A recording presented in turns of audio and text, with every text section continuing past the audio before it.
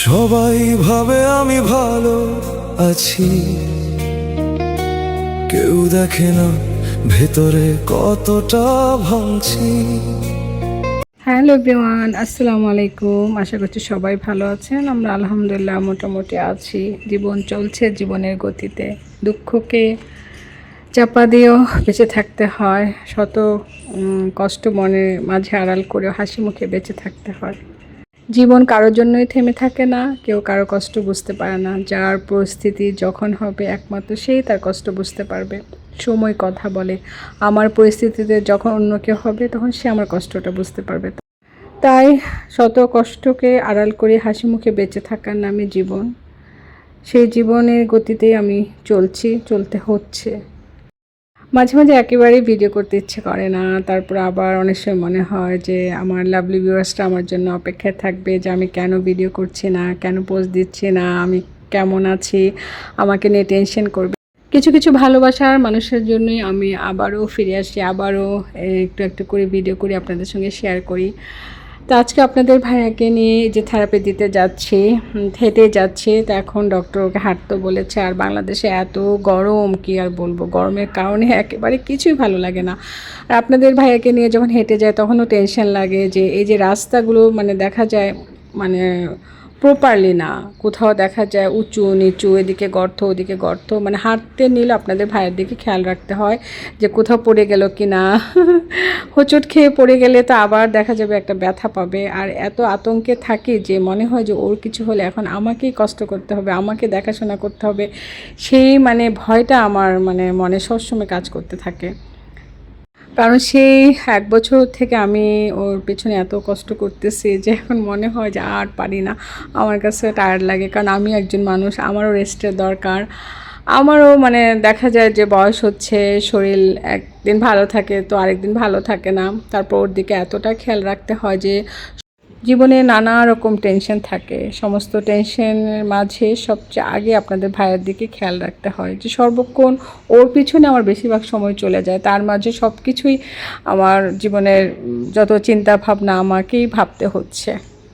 তো এখনও একা ছাড়তে পারি না যে একা হসপিটাল আসবে, থেরাপি দিয়ে যাবে, আমি ওকে নিয়ে আসি কেন। এই যে হসপিটালের সিঁড়ি দিয়ে উঠা, মানে ও যদি উঠতে যে পড়ে যায়, মানে এখনও আসলে প্রপারলি সে একা হাঁটতে পারে না।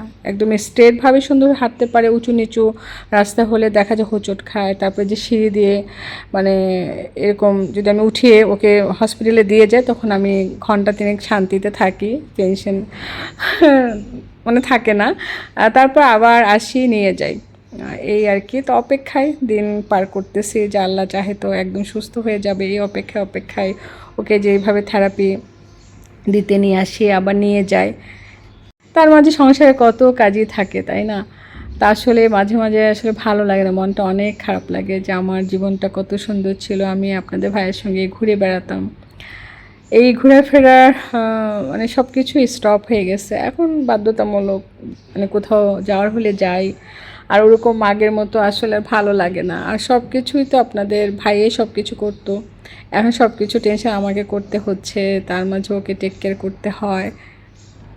এই তো জীবন, যখন যেমন ঠিক তেমনভাবে মেনে নিতে হয়। সব কিছু মহান রাব্বুল আলামিনের হাতেই, উনি যখন যেভাবে রাখবেন ঠিক সেভাবে আমাদের জীবন পার করতে হবে। একমাত্র আল্লাহর উপর ভরসা করা ছাড়া আমাদের কিছুই করার নেই।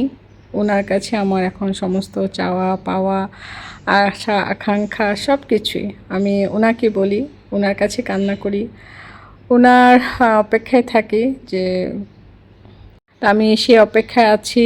আমাকেও সুস্থ সুন্দর রাখতে হবে। আমি যদি সুস্থ সুন্দর থাকি তাহলে আপনাদের ভাইয়াকে সুস্থ সুন্দর রাখতে পারবো। এই ভয়টা আমার মনের মাঝে সবসময় কাজ করে। আর আমি আল্লাহকে বলি, আল্লাহ তুমি আমাকে সুস্থ রাখবে, আমি যদি সুস্থ না থাকি তাকে কে দেখবে, এই ভয়টা আমার সবসময় কাজ করে। তো এই তো আপনাদের ভাইয়াকে দিয়ে বাসায় চলে আসছি। এখন সংসারে টুকিনাটি কাজ করব, তারপর আপনাদের ভাইয়াকে আবার নিয়ে আসতে হবে। তো ক্যামেরাটা বন্ধ করে দিয়েছিলাম, সন্ধ্যাবেলায় ক্যামেরাটা আবার অন করলাম। আপনাদের ভাইয়ার আজকে জন্মদিন ছিল। তো আমি এই প্রথম আপনাদের ভাইয়ের জন্মদিন ভুলে গিয়েছিলাম। আমার ছোট ছেলে উইশ করলো, তারপর সে যে সারপ্রাইজ ওর বাবার জন্য পিৎজা পাঠালো। তো আমি আপনাদের ভাইয়াকে বললাম যে গরম গরম পিৎজাটা খেয়ে নাও, আর পুরা বাসা ফাঁকা। আসলে বাচ্চা না থাকলে একেবারেই ভালো লাগে না। আর কি বলবো, মানে আমাদের দুজনের জীবন ভালো মন্দ মিলিয়ে যাচ্ছে। সবাই আমাদের জন্য দোয়া করবেন, বেশি বেশি আপনাদের ভাইয়ের জন্য দোয়া করবেন। এইভাবে জীবন চলছে, জানি না আবার আগের জীবন কবে ফিরে পাবো, অপেক্ষায় আছি। আল্লাহ চাহে তো সব কিছুই পারেন।